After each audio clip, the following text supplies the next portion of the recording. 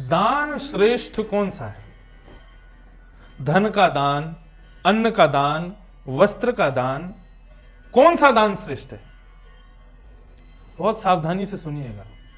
गोपियां गोपी गीत में कहती हैं, भुवि गृणन्ति ते भूरिदा जना। हे कन्हैया, इस संसार में यदि सबसे बड़ा दानी यदि कोई है, वो आपकी कथा गाने वाले कथाकार हैं। हमारी प्रशंसा की है गोपियों ने। किसी ने पूछा गोपियों से कि तुम कथाकारों की इतनी प्रशंसा क्यों कर रही हो? बोले संसार के लोग जो दान करते हैं, जिस भी वस्तु का, चाहे अन्न हो, जल हो, धन हो, वस्त्र हो, वो सारी वस्तुएं दान करने के बाद में कुछ समय रहती हैं, जिसने दान लिया है उसके पास, थोड़े दिन बाद वो समाप्त हो जाती हैं।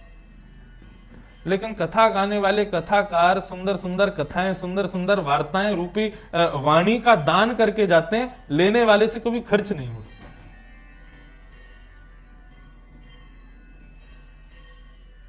दान वो श्रेष्ठ है जो आपके पास से गया लेकिन सामने वाला उसको खर्च ही ना कर पाया, वो दान श्रेष्ठ है। और वो दान की श्रेष्ठता में सबसे ऊपर आता है ज्ञान का दान। ज्ञान का दान करो, अपनी योग्यताओं का दान करो। पिता अपनी योग्यताएं अपने पुत्र को प्रदान करके जाता है, पुत्र से वो योग्यताएं कभी खत्म नहीं होती, निरंतर पिता के जाने के बाद भी बढ़ती रहती। तो ज्ञान का दान सर्वश्रेष्ठ दान है। एक बात कह दूं, कोई अतिशयोक्ति नहीं है, जिसके पास देने के लिए सद्विचार नहीं है, जिसके पास देने के लिए सद्ज्ञान नहीं है, जिसके पास देने के लिए सद्भाव नहीं है, जिसके पास देने के लिए प्रेम नहीं है, वो व्यक्ति धन का दान करता है। हम प्रेम नहीं दे सकते, हम किसी को भाव नहीं दे सकते, सद्विचार नहीं दे सकते, सद्ज्ञान नहीं दे सकते, तो कुछ तो दान करें। तब 10 रुपया निकाल के दे देते हैं। श्री गोविंद देव जी के मंदिर में आप लोग जाते हैं, दुनिया भर का वहां पर गुल्लक में चढ़ाते हैं, चढ़ाना चाहिए, क्योंकि आपके द्वारा दिया गया धन ही ठाकुर जी की सेवा, ठाकुर जी के मंदिर के विकास, ठाकुर जी की भोग सेवा आदि सब में लगता है।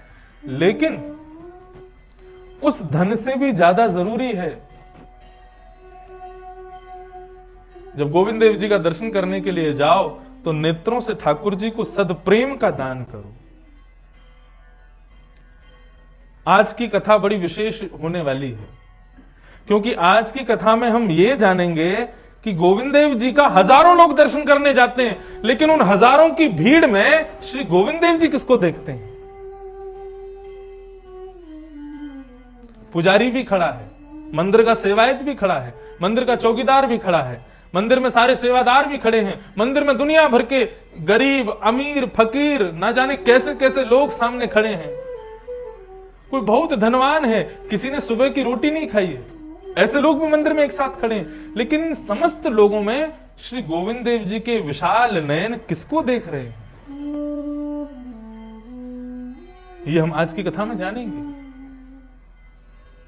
तो कहने का अभिप्राय, लक्ष्य विहाय दातव्यम, देने का जब समय आवे तो लाख काम भी पास आवे तो छोड़ो, पहले दो, दान करो। आप लोग यहां कथा सुनकर के जाएंगे अपने अपने घर, घर के बच्चे, घर के बुजुर्ग जो लोग नहीं आए वो आपको अंगड़ाइयां लेते हुए मिलेंगे, उबासियां मार रहे होंगे, सो के उठे होंगे, आंखें मीड़ रहे होंगे। सोई लेके बैठ जाओ और क्या करो? बोले जितना सुना कथा में सब जाके उनको सुना दो, ये सबसे बड़ा दान है। कथा सुनने के बाद में श्रोता बड़ा प्रसन्न होता है, तो वक्ता पूछता है कैसी लगी कथा? वो महाराज जी आनंद आ गया। अच्छा क्या सुना आज की कथा में? बोले आनंद आया, बहुत अच्छी लगी, लेकिन सुना क्या ये मत पूछो, ये याद नहीं है कि आपने बोला क्या, लेकिन हाँ अच्छा लगा, अंदर से अच्छा लग रहा था सुनने। श्रोता के 4 लक्षण होते हैं। पहला सुख, दूसरा मीन, तीसरा चातक और चौथा हंस। बहुत ध्यान से सुनिए। श्रोता का प्रथम लक्षण होता है सुख, सुख यानी कि तोता। श्रोता मंगलमयी कथा को श्रवण करता है और श्रवण करने के बाद में तोते की तरह, तोता जो सुनता है उसी को तुरंत बोल देता है। बोलो तोता राम राम, तो तोता राम राम बोलता है। तो श्रोता कैसा होना चाहिए कि वक्ता के द्वारा कही गई संपूर्ण कथा को कानों से सुनकर के रट ले, याद कर ले, और फिर बाहर निकल करके जो लोग कथा में नहीं आ पाए हैं उनको जाकर के सुना दे। यह श्रोता का प्रथम लक्षण। श्रोता का द्वितीय लक्षण क्या है? मीन। मीन यानी कि मछली। अभी कोई आ जाए और आकर के आपका हाथ पकड़ करके कहे, अरे भाई चल बड़ी चौपड़ पे ना बहुत बड़ा एक फिल्म स्टार आया हुआ है, अब उसका कोई भी नाम समझ लो, कोई बहुत बड़ा राजा आया, कोई बहुत बड़ा मंत्री आया, प्रधानमंत्री आया, यही सोच लो। चलो प्रधानमंत्री जी सबको मिल रहे हैं बड़ी चौपड़ पे, तो यदि उनसे मिलने के प्रलोभन में आपने कथा छोड़ दी तो आप श्रोता नहीं। मतलब किसी अन्य वस्तु के प्रलोभन में कथा को छोड़ दिया जाए तो यह श्रोता का लक्षण नहीं है। मीन यानी कि मछली। मछली कैसी होती है? उसको कह दो कि तू एक काम कर, नदी से बाहर आ जा, मैं तेरे को दूध में रखूंगी, मैं तुझे दूध में रखूंगा। पानी सस्ता होता है, दूध महंगा होता है, तेरे को दूध में रखेंगे, तो क्या मछली दूध में जीवित रह पाएगी? आप उसको सरोवर से निकाल करके दूध में डाल दोगे ये कह करके कि ये दूध जल से ज्यादा महंगा है, जल से ज्यादा पौष्टिक है, मछली को दूध में डाल दोगे, मर जाएगी तड़प तड़प के। श्रोता ऐसा ही होना चाहिए। कथा उसके लिए जीवन होना चाहिए। कथा से विपरीत किसी अन्य वस्तु को प्रलोभन दे दिया जाए, चल आज राज मंदिर है, राजमहल है जहां पिक्चर चलती है राज मंदिर, महाराज बड़ा नाम था एक समय पे।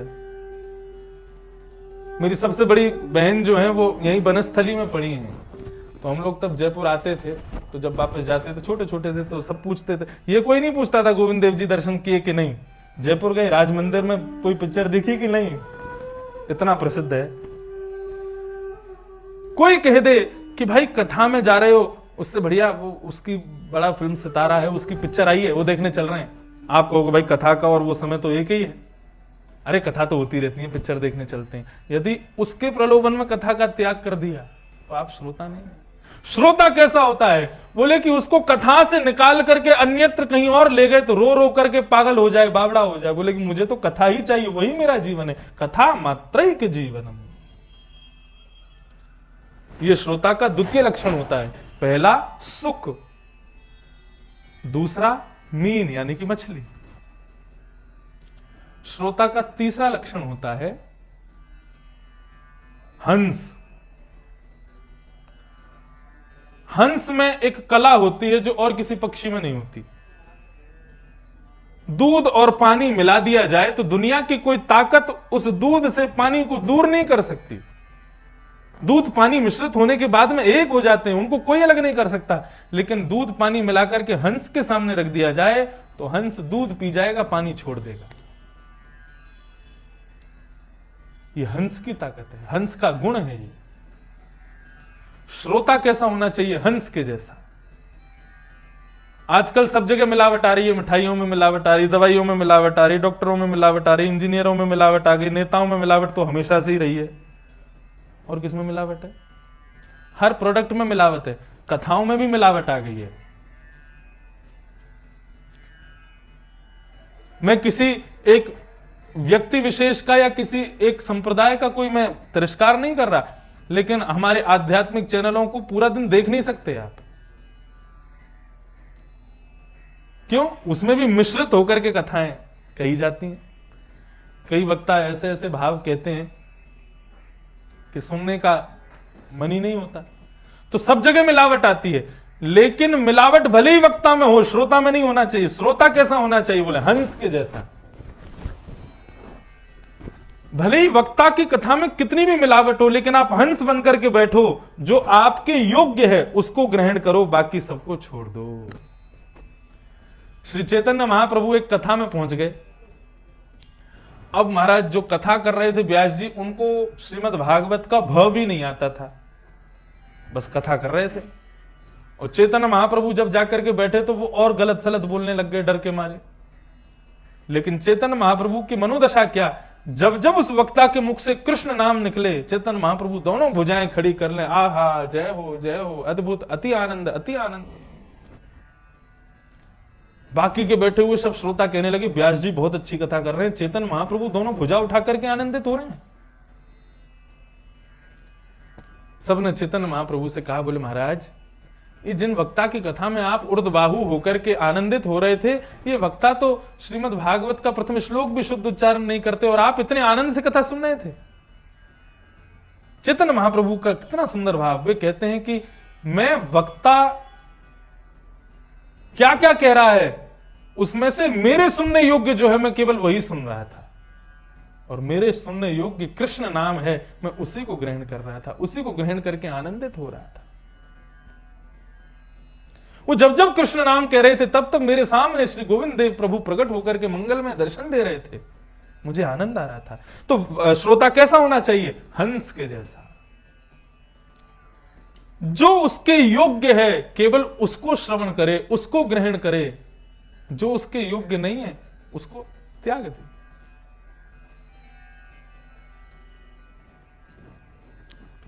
और चौथा और अंतिम लक्षण क्या है श्रोता का? चातक।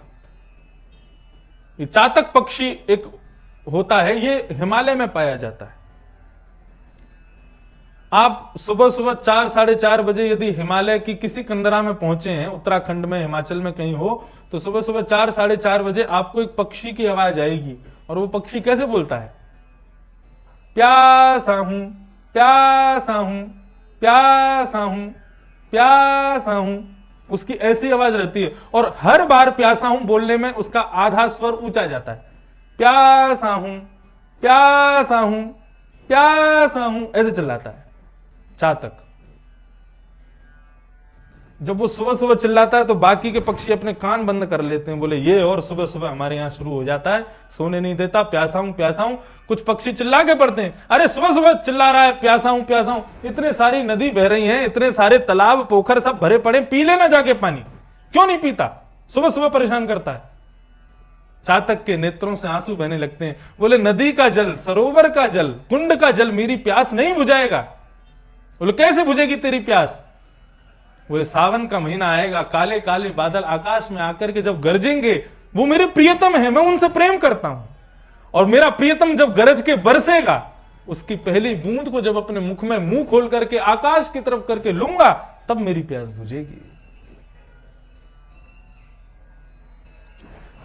चातक पक्षी के समान श्रोता होना चाहिए। उसका हृदय अति दुखी है। सब लोग मुंह देख करके कहते हैं उतरे उतरे लगते हो, चेहरा देख करके ऐसा लगता है बहुत टेंशन में हो। एक काम करो, तुम ना वो एक इन्फ्लुएंसर है, एक बहुत बड़ा मोटिवेशनल स्पीकर है, उसको सुनो जाके। तुम एक काम करो, तुम वहां जाकर के बैठो, मेडिटेशन करो, तुम वहां जाके योगा करो, तुम वहां जाकर के ये करो। लेकिन चातक पक्षी के समान ये सारे नदी पोखर हैं।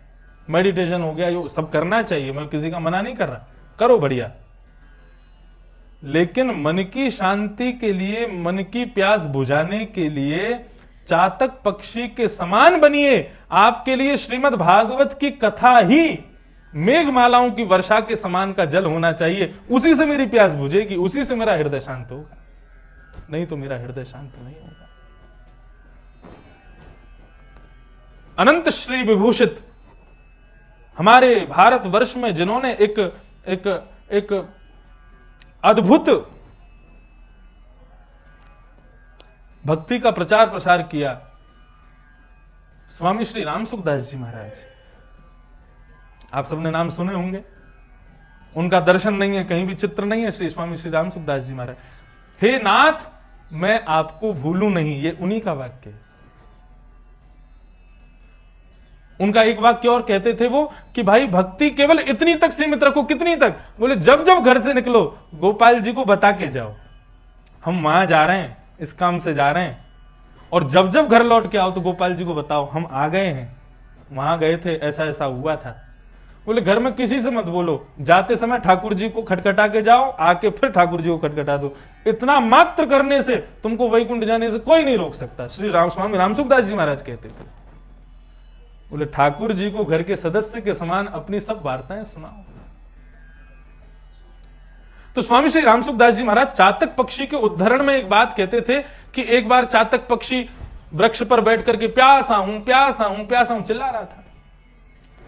तभी एक शिकारी ने धनुष बाण लेकर के संधान किया और जैसे ही बाण छोड़ा है तो चातक पक्षी उस डाल पर से नीचे गिरने लगा। प्यासा हूं कहता हुआ, यानी कि अपने प्रियतम के मिलने की इच्छा में मृत्यु को प्राप्त हो रहा था। जैसे ही मरने लगा तो मरता मरता अपने पुत्र से कहता है, चातक बेटा मैं आज अपने प्रियतम के स्मरण करते करते अपने प्राणों का परित्याग कर रहा हूं, लेकिन याद रखना मेरी मृत्यु के बाद मेरा तर्पण इस गंगा के जल से मत करना। ये नीचे जो गंगा का जल बह रहा है इससे मेरा तर्पण मत करना। पुत्र कहता है, पिताजी तो फिर क्या करूं? बोले, जब जब काले बादल आवे बरसें और उनका जल मेघमालाएं बनकर के जब गिरे पृथ्वी पर, उस जल को अंजलि में लेकर के मेरा तर्पण करना। स्वामी श्री रामसुखदास जी महाराज कहते थे कि अंत समय में गंगा जल की एक बूंद भी यदि मुख में चली जाए तो मानव का जीवन कल्याण हो जाएगा। लेकिन चातक इतना बड़ा प्रेमी होता है स्वाति के जल का, वर्षा के जल को स्वाति का जल कहते हैं, और उसमें भी साल की पहली बारिश, उसको स्वाति कहा जाता है। चातक स्वाति के जल का इतना बड़ा प्रेमी होता है कि वो गंगा जी में भी जब गिरता है ना मरते समय, तो अपने मुंह को पकड़ लेता, कहीं मरते समय गंगा जल मेरे मुंह में ना चला जाए, मैं तो स्वाति के जल का प्रेमी हूं। कहने का अभिप्राय, श्रोता इतना बड़ा प्रेमी हो श्रीमद् भागवत की मंगलमयी कथा का कि उसके आगे अत्यंत दिव्य, अत्यंत करुणावंत गंगा जल के समान भी उसके सामने कोई चीज प्रस्तुत कर दी जाए, उसको भी छोड़ दे कथा के। ये कथा के श्रोता का चौथा लक्षण।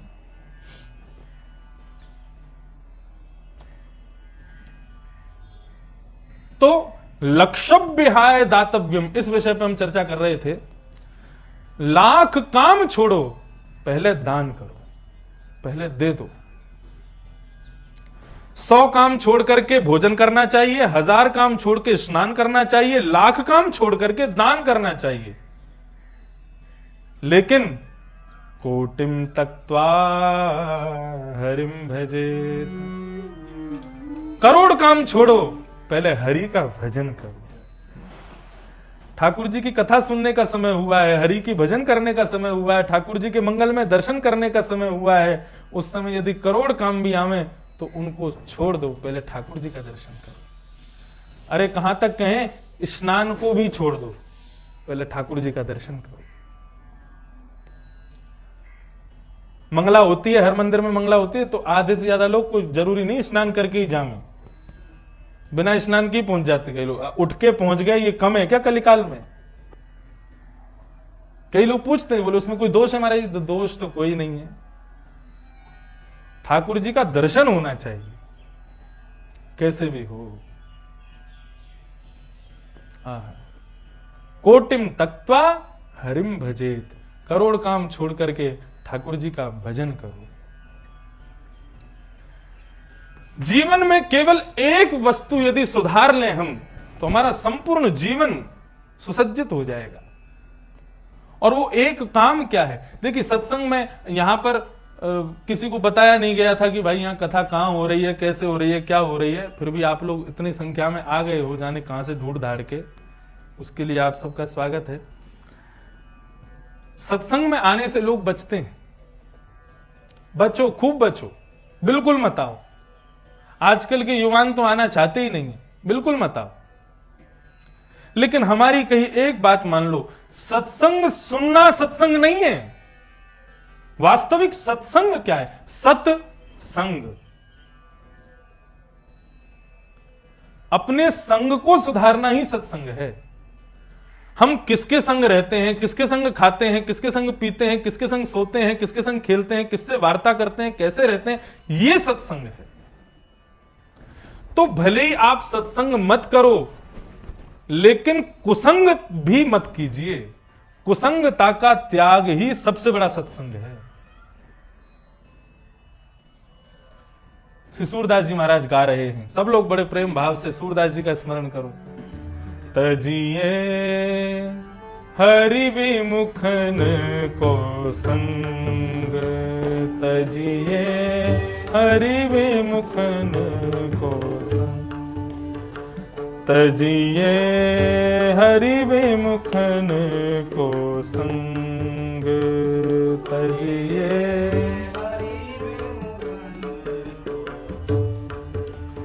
तजिए हरि विमुखन को संग, तजिए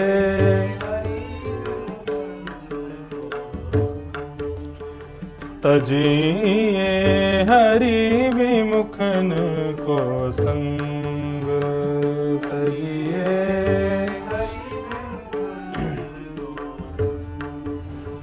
कैसे इनको संग छोड़ना है? जिनके संग कुमति उपजत है, जिनके संग,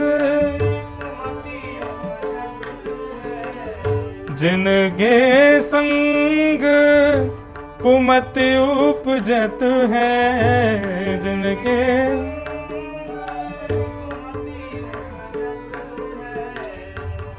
श्री सूरदास जी महाराज कह रहे हैं कैसे का संग छोड़ो? जिसके संग रहने से, जिसके बगल में बैठ जाने से हम वो करने लग जाएं जो आज तक नहीं किया। समझ जाओ, वही हमारा सर्वनाश करने के लिए आया है। जाके संग कुमति उपजत है, जाके संग परत भजन में भंग हो, परत तजिए हरि विमुखन को संग, तजिए हरि विमुखन। श्री राधा गोविंद देव की जय।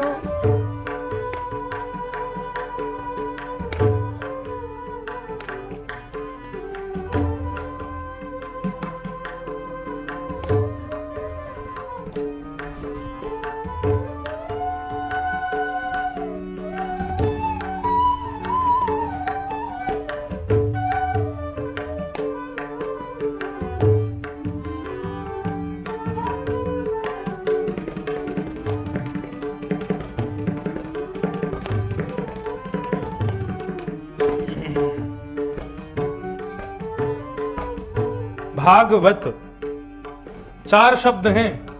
भागवत, बहुत ध्यान से सुनिएगा। मैं एक दुकानदार हूं।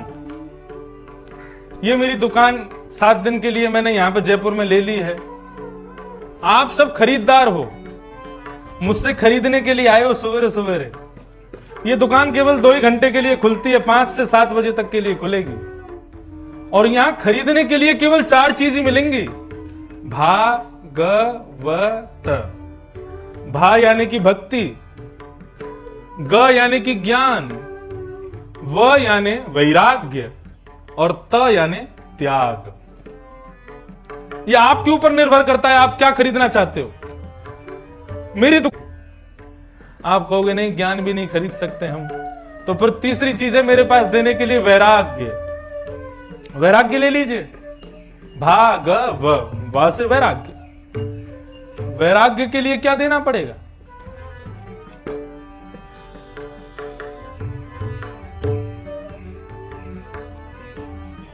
अनुभव। जब तक अनुभव नहीं होगा तब तक वैराग्य नहीं हो सकता। जब तक बालकों से ठोकर खाने का अनुभव नहीं होगा, पत्नी से गलत गलत सुनने का अनुभव नहीं होगा, संसार से ठुकराने का अनुभव जब तक आपको नहीं होगा तब तक वैराग्य नहीं हो सकता। पुत्र बहुत प्रेम करे, पत्नी बहुत प्रेम करे, संसार बहुत प्रेम करे, ऐसे आदमी को वैराग्य हो ही नहीं सकता। वैराग्य कब आता है जीवन में? जब अनुभव आ जाए। और अनुभव, प्रेम को अनुभव नहीं कहा जाता, संघर्ष को अनुभव कहा जाता है। जब हर जगह से ठुकरा दिया जाता है तब लगता है अब तो सब छोड़ दो, वैराग्य आ गया।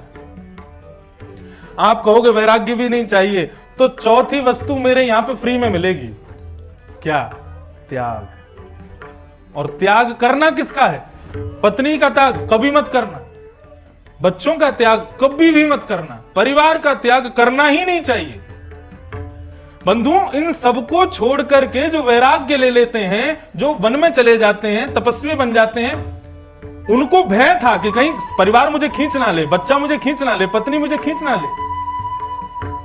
लेकिन वास्तविक वैराग्य क्या है? सबके बीच में रहते हुए भी उनमें आसक्त ना होना, यह वैराग्य श्रेष्ठ है। मैं रसगुल्ला नहीं खाता, ना खाने के दो कारण हैं। पहला कारण तो यह हो सकता है कि मुझे मिलता ही नहीं है, तो मैं यही कहूंगा मैं नहीं खाता। जो वस्तु हमारे वश की नहीं है हम उसको त्याग देते हैं, ये हम खा ही नहीं सकते, क्या करें।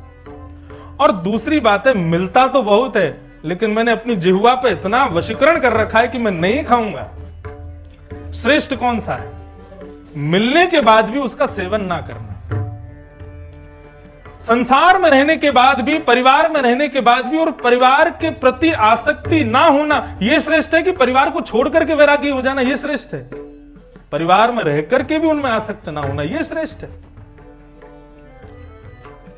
तो चौथी वस्तु मेरे यहां आपको फ्री में मिलेगी, वो है त्याग।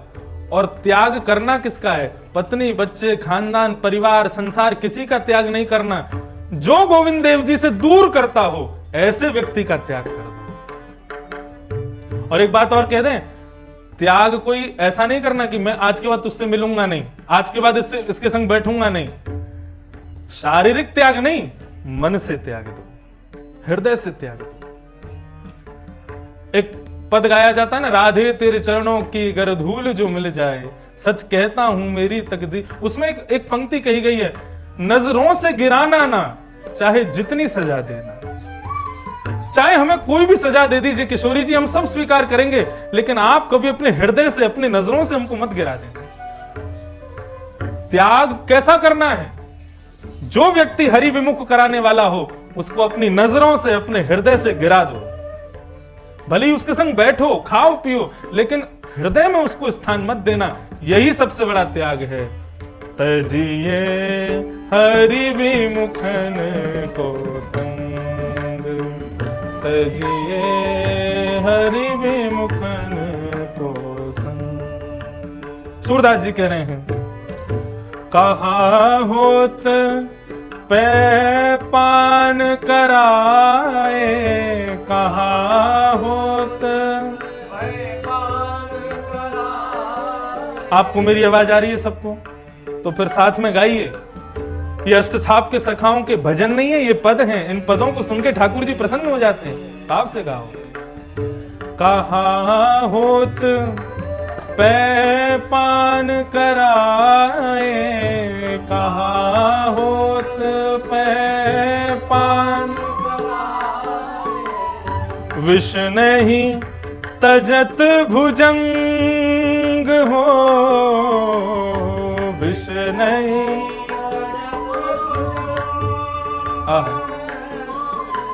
सूरदास जी कह रहे हैं, आप कोशिश कर रहे हो बगल वाले को ये सुधर जाए, सुधर जाए, सुधर जाए। अरे महाराज, सांप को कितना भी दूध पिलाओ वो विष उगलना छोड़ता नहीं है। विष नहीं तजत भुजंग।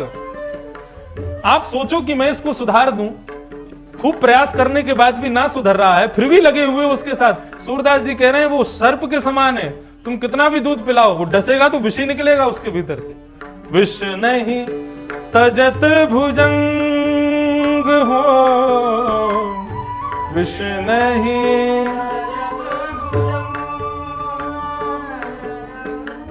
कागही कहा कपूर चुगाए,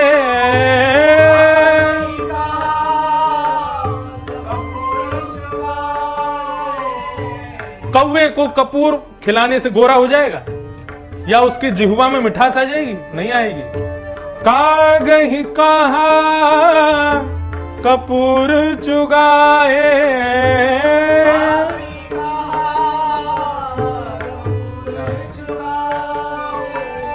स्वान नहाए गंग हो, स्वान नहाए।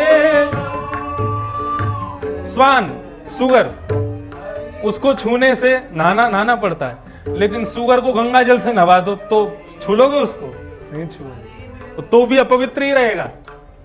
स्वान नहाए गंग हो,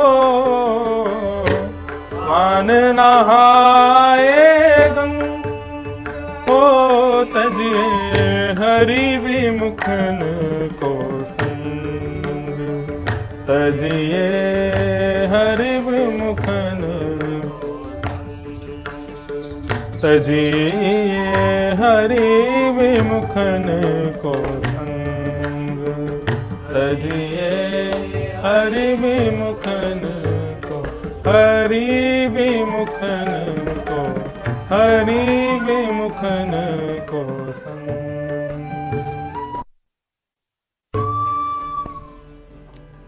सूरदास कारी कामर पे चढ़े न दूजो रंग,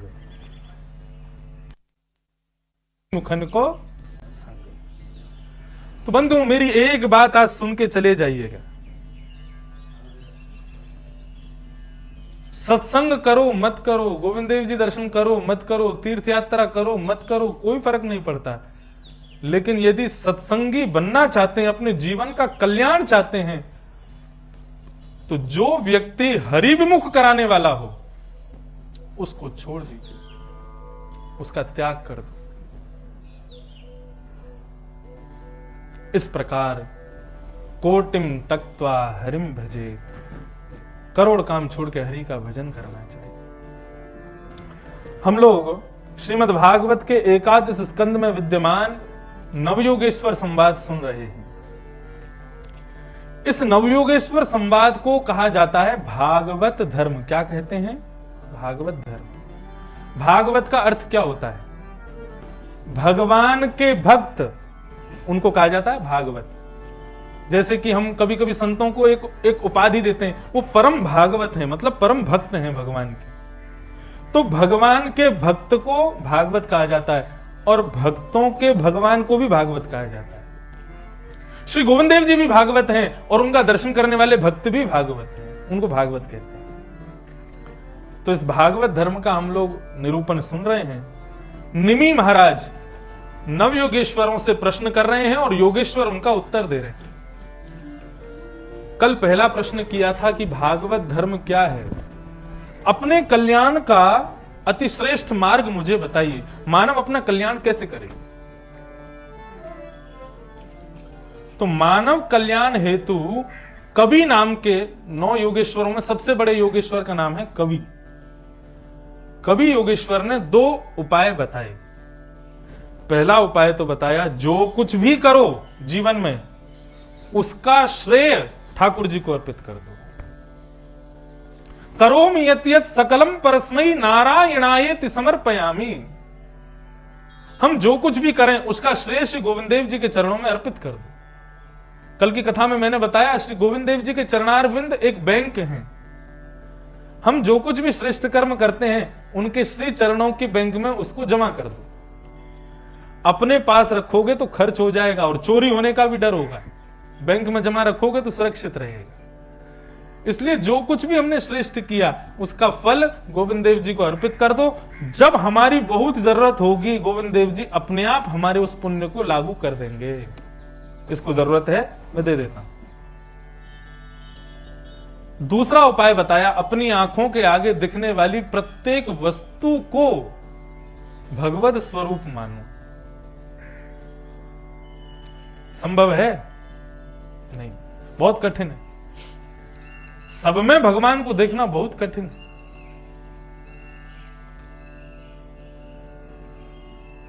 श्री युधिष्ठिर जी महाराज, उनका नियम था, वो जहां कहीं भी पीला वस्त्र देखते थे, पीतांबरी देखते थे, पीतांबरी देखते ही साष्टांग हो जाते थे। जय हो मेरे गोविंद देव, जय हो मेरे वृंदावन बिहारी, जय हो मेरे द्वारिकाधीश कहकर के प्रणाम करते थे। एक बार कौरवों ने सोचा, छोटे बचपन की बात थी, एक बगीचे में घूम रहे थे युधिष्ठिर जी, तो कौरवों ने एक लीला की। युधिष्ठिर को नीचा दिखाने के लिए गधे को पीले कपड़े में ढक करके और बगीचे में खड़ा कर दिया। युधिष्ठिर जी महाराज जैसे ही वहां से निकलने लगे, उस गधे के पीली पीतांबरी पीत वस्त्र को देख करके युधिष्ठिर जी साष्टांग दंडवत हो गए। जय हो मेरे द्वारिकाधीश, जय हो वृंदावन बिहारी लाल, जय हो श्री राधा रमन लाल, मैं प्रणाम करूं। कौरव इतने में हंसने लगे। बोले देखो युधिष्ठिर गधे को प्रणाम कर रहा है। अरे पूरे हस्तिनापुर में बात फैला देना, युधिष्ठिर सुबह सुबह गधे को प्रणाम करता है। युधिष्ठिर जी मुस्कुरा करके कहने लगे, बोले महाराज मैंने गधे को प्रणाम नहीं किया, मैंने द्वारिकाधीश को प्रणाम किया। मेरी निष्ठा उसमें नहीं कि इसके भीतर कौन है, मेरी निष्ठा यह कहती है कि पीतांबरी है तो पीत वस्त्र यानी कि श्री द्वारिकाधीश है। बरहा पीड़म नटवर वपुः कर्णयो कर्णकारम विव्रत वासः कनक कपिसम वैजयंतीम चमालाम रंध्रान वेणु अधर सुधया पूरयन गोप वृंदई वृंदारण्यम स्वपदर्मणम प्राविशत गीत कीर्ति। विव्रत वासः कनक कपिसम, ये जो पीतांबरी है ये ठाकुर जी का ही अंग है, स्वरूप है। मैंने ठाकुर जी को देखा है। कौरव कहने लगे, बोले तुमने ठाकुर जी को देखा लेकिन वास्तव में ये गधा ही है। यदि विश्वास ना हो तो हम पीतांबरी हटा के दिखाएं। बोले दिखाओ। तो जैसे ही पीतांबरी हटाई है, जैसे ही पीला वस्त्र हटाया, द्वारिकाधीश शंख चक्र गदा पद्म धारण करके वहीं प्रकट हो गए। जय हो। प्रबल प्रेम के पाले पड़कर हरि को नियम बदलते देखा, अपना मान टले टले जाए पर भक्त का मान न टलते देखा। सब में भगवत दर्शन करो, क्या पता सब में दिखते देखते देखते ठाकुर जी को किसी दिन ठाकुर जी को ही देख लोगे। बड़ी चौपड़ छोटे चौपड़ के रास्ते में ये सरावगियों की दुकानों पे घूमते घूमते क्या पता कहीं पर श्री गोविंद देव जी मूर्तिमान रूप धारण करके आपको दिख जाएं, कहीं पर श्याम सुंदर का मंगल में दर्शन हो जाए। सब में ठाकुर जी को देखो। तो इस प्रकार कवि ने दो उपाय बताए मानव कल्याण के।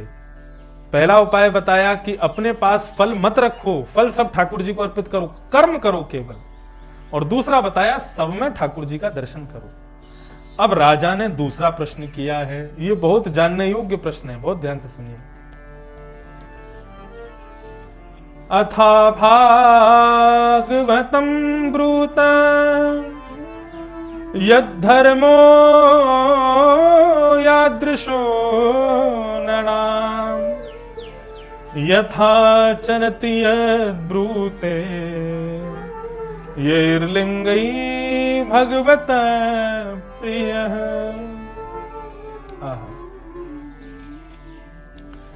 राजा निमि कहते हैं, आपने मुझे भागवत धर्म बताया, मैं बहुत प्रसन्न हूं सुन करके, लेकिन अब मैं जानना चाहता हूं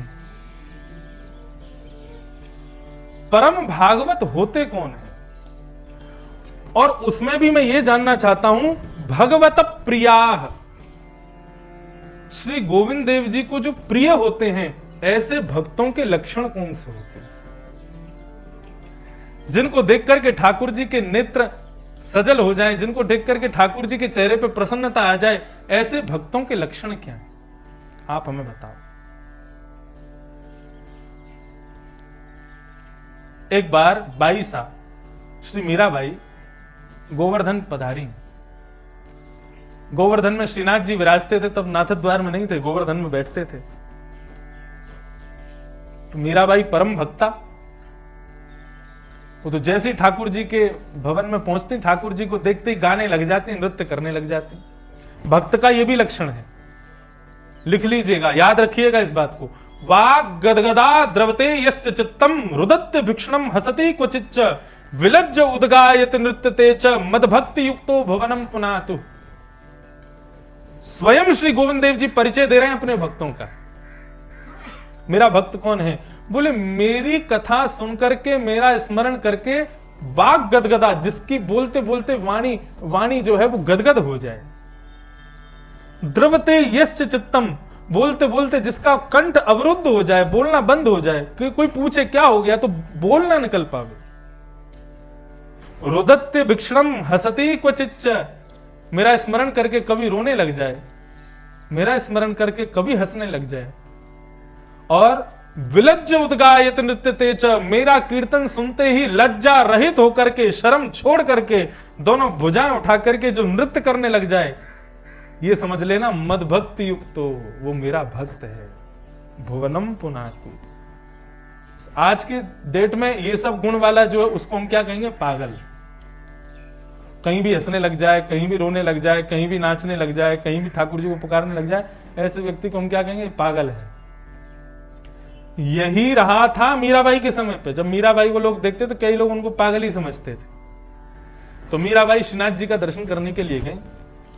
श्रीनाथ जी की मंगलमयी छवि देख करके मीराबाई रुक नहीं पाई और महाराज पग घुंघरू बांध मीरा नाची, नृत्य करने लग गए, गाने लग गए। तो मीराबाई के इस मंगलमय आनंद को देख करके गुसाई जी जो सेवा में थे ठाकुर जी की में, मीराबाई को देख रहे थे बस। मीराबाई के नृत्य को देख करके, और मीराबाई जो बार बार ठाकुर जी के नेत्रों में देखती है, इस छवि को देख करके गुसाई जी ने जैसे ही ठाकुर जी की ओर देखा तो क्या पाया? श्रीनाथ जी के नेत्र हमेशा नीचे रहते हैं, लेकिन आज गुसाई जी देखते हैं कि श्रीनाथ जी के नेत्र ऊपर आ गए। और ठाकुर जी, श्रीनाथ जी का मुख ऐसा रहता है जैसे कोई, मतलब ना ज्यादा मुस्कुराहट ना ज्यादा उदासी, मध्यम रहते हैं, बिल्कुल हल्की सी मुस्कान। लेकिन आज मीराबाई को देख करके कपोल लाल लाल पड़ गए ठाकुर जी की ये मुस्कुराहट। उस छवि को देख करके गुसाई जी रह नहीं पाए। आज भी नाथद द्वार में ठाकुर जी की गले की माला, ठाकुर जी का बीड़ा प्रसाद केवल वल्लभ बालकों को दिया जाता है और दर्शनार्थियों को देने का अधिकार नहीं है।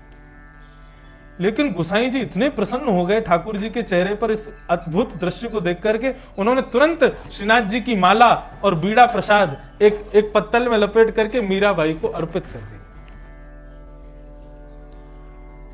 अब मंदिर परिकर के और लोगों ने जब ये दृश्य देखा तो सबने गुसाई जी से जाकर के अपनी शिकायत की, बोले आज आपने गलत किया। हमारे यहां का नियम है कि ठाकुर जी की गले की माला और बीड़ा प्रसाद सबको नहीं देना चाहिए।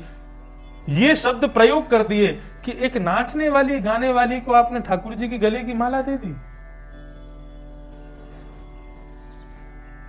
गुसाई जी बड़े दुखी हुए। गुसाई जी बोले तुम ये देख रहे हो कि वो एक नाचने वाली है, वो एक गाने वाली है, तुम ये विचार नहीं करते कि उसके नृत्य से, उसके गान से हमारे ठाकुर जी प्रसन्न हो गए। हमारे ठाकुर जी के मुखमंडल पर एक अद्भुत प्रसन्नता आ गई। इस बात से फर्क नहीं पड़ता।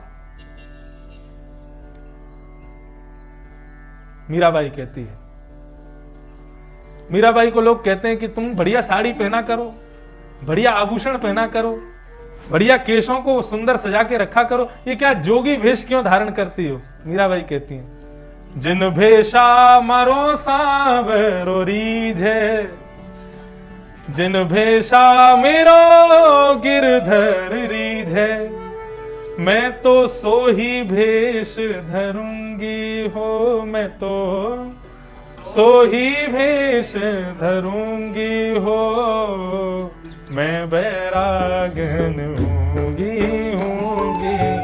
मैं बैराग हूंगी, मैं बैरागन हूंगी। हमारे पूज्य नाना जी पंडित श्री कृष्णलाल शास्त्री जी बड़े अच्छे भागवत के वक्ता थे।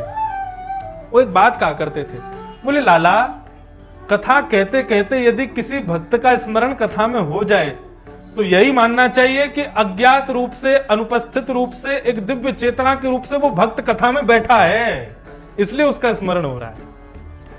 तो आप सबकी भीड़ के पीछे पेड़ से सिर लगा के शायद बाई साहब भी यहां पर बैठी हैं, उनका स्मरण हो रहा है। प्रेम से, भाव से, मीराबाई का ये भाव सब लोग गाओ। हो बाला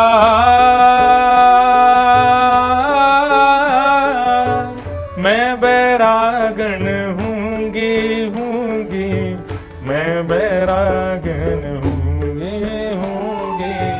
मैं बैरागन हूंगी, मैं बैरागन हूंगी। ओ जिन भेषा मारो गिरधर रीझे, जिन भेषा मारो, जिन भेषा मारो सांवरो रीझे, जिन भेषा मारो, मैं तो सो ही भेष धरूंगी हो, मैं तो हो, मैं तो सो ही भेष धरूंगी हो, मैं तो सोई भेष हो, मैं बैरागन हूंगी, मैं बैरागन हूंगी, मैं बैरागन हूंगी,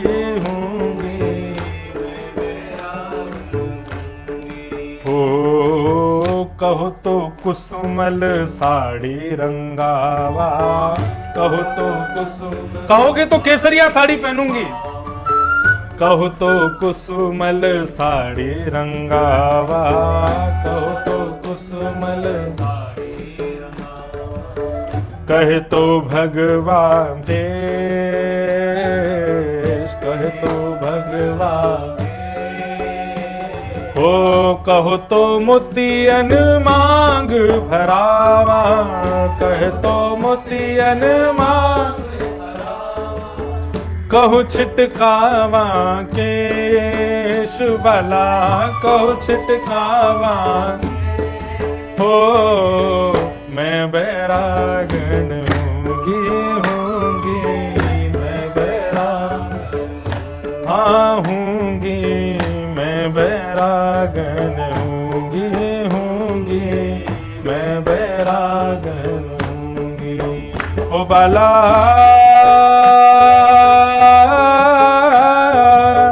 मैं बैरागन हूंगी, मैं बैरागन हूंगी, मैं बैरागन हाँ हूंगी, मैं बैरागन हूंगी, मैं बैरागन हाँ हूंगी, मैं बैरागन हूंगी, मैं बैरागन हूंगी। तो जिन भेषा मारो सांवरो रीझे, मैं तो सोई भेष धरूंगी। हमारे वृंदावन में स्वामी श्री हरिदास जी परंपरा के जितने भी वैष्णव हैं वो ब्रज की रज को पूरे मुख पे चंदन की भांति लगाते हैं, और पूरे मुख पे लगाने के बाद में जब वो घूमते हैं तो उनको देख के साधारण मानव को भी प्रसन्नता होती है, हंसी आ जाती है, देखो कितने सुंदर लग रहे हैं। उनसे एक बार मैंने पूछा, मैंने बाबा एक बात बताओ, नेक चंदन माथे पे लगा लो यही में काम बन जाएगा, कि गालन पे नाक पे पूरे मुंह पे चंदन काई को लगाए लो? बाबा कहे, बोले लाला तू नहीं जाने, बिहारी जी के सामने सब बड़ा बड़ा श्रृंगार करके जामेंगे, कोई अपनी भोन को चढ़ा के जावे, कोई माथे पे बिंदी लगा के जावे, कोई होटन पे लालिमा लगा के जावे, कोई सुंदर इत्र लगा के जावे, सुंदर सुंदर बन के सब ठाकुर जी के सामने जावे, सबको देख देख के हमारा बिहारी जी बोर रह जाए। लेकिन जब कोई अपने पूरे मुख पे चंदन लगा के और भूत बन के जावे, हुआ बन के जावे, तो जैसे ही वो बिहारी जी के सामने जावे तो बिहारी जी जोर तक ताली मार के हंसन लग जाए। हमारे या स्वरूप से बिहारी जी को हंसी आ जाए तो हम तो ऐसे ही रहेंगे। जा भेषा मारो सांवरो रीझे, मैं तो सो ही भेष धरूंगी, बाला मैं बैरागन हूंगी। श्री मीराबाई। तो यहां पर प्रश्न किया जा रहा है, भगवत प्रिया। राजा निमि कह रहे हैं भगवान को कौन प्रिय है, मुझे वो बताइए। तो बंधु यहां पर 4 प्रकार के भक्त बताए गए हैं। इन चारों में से आप कौन से हो और गोविंद देव जी को कौन से प्रिय हैं, सुन लीजिए। यदि आप इन चारों में से कोई ऐसे हो जो गोविंद देव जी को प्रिय नहीं है, तो बनने का प्रयास करो कि हम वो बने जो ठाकुर जी को प्रिय है। देखिए, भक्ति अपनी प्रसन्नता के लिए नहीं होनी चाहिए, वो स्वार्थ माना जाता है। भक्ति ठाकुर की प्रसन्नता के लिए होनी चाहिए। हम भक्त इसलिए नहीं बने हमारा कल्याण हो जाए।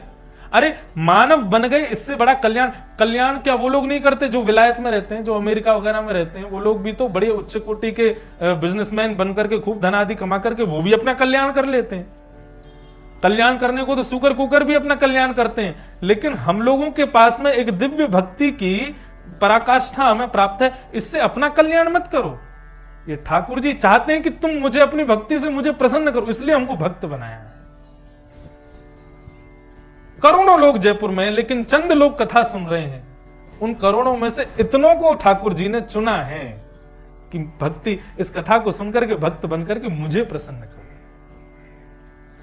तो भक्त को पहले तो ये बात समझ लेनी चाहिए, मेरी भक्ति मेरी प्रसन्नता के लिए नहीं है, ठाकुर जी की प्रसन्नता के लिए।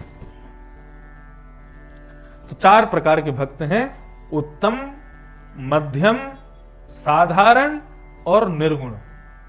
ये 4 भक्त हैं। सबसे पहले हम उत्तम भक्तों के बारे में जानेंगे। उत्तम भक्त कौन होते हैं और इनके गुण क्या होते हैं। सर्वभूतेषु यः पश्येत् भगवद्भावमात्मनः भूतानि भगवत्यात्मन् एष भागवतोत्तमः। उत्तम भागवत का पहला लक्षण है सर्वभूतेषु यः पश्येत्, जो सभी प्राणी मात्र में भगवान को देखे और भगवान में ही पूरे विश्व को देखे, ये उत्तम भक्त का लक्षण है। समझ में आई बात? नहीं आई? अभी नहीं आई। आ जाती तो एक अलग आभा आपका चेहरा बता देता। पहली बात, संसार में किसी को भी देखता है उसमें गोविंद देव जी विराज रहे हैं ऐसी भावना अपने हृदय में रखता है, और जब गोविंद देव जी को देखता है तो उनमें ही सारा संसार देखता है। यही मेरे मां है, यही पिता है, यही मेरे पति, यही मेरे बंधु, यही मेरे सब कुछ है। ये उत्तम भागवत का लक्षण है। हमारे साथ छल करने वाले को भी गोविंद देव जी समझे, वाह लाल जी आज तो छल कर गए हमारे संग, है वाह लाल जी। कोई धोखा दे जाए तो उसमें भी यही सोचो, गोविंद देव जी आज धोखा दे के गए। अपनी प्रत्येक स्थिति मनुस्थिति में श्री गोविंद देव जी को विराजमान कर दो। तो सर्वभूतेषु यः पश्येत्। आज तबला बढ़िया बज रहा है तो गोविंद देव जी आज हमारे तबला वाले भैया में बैठ गए। आज बांसुरी बढ़िया बज रही है तो बांसुरी वाले भैया में गोविंद देव जी बैठ गए। हारमोनियम बढ़िया बज रहा है तो इनमें गोविंद देव जी बैठ गए। कथा बढ़िया हो रही है तो वक्ता में गोविंद देव जी बैठ गए। श्रोता बड़े भाव से सुन रहे हैं तो श्रोता में बैठ गए। और कथा सुनते सुनते कोई सो जाए तो सोचो गोविंद देव जी थकार के वहां में बैठ के सो भी गए। सब में ठाकुर जी हैं। इस प्रकार एक व्यक्ति था, उसके खेत से रोज खरबूज चोरी होते थे। बारिश आ रही है क्या? है? बौछार आ रही है, देवता प्रसन्न रह रहे हैं। तो एक व्यक्ति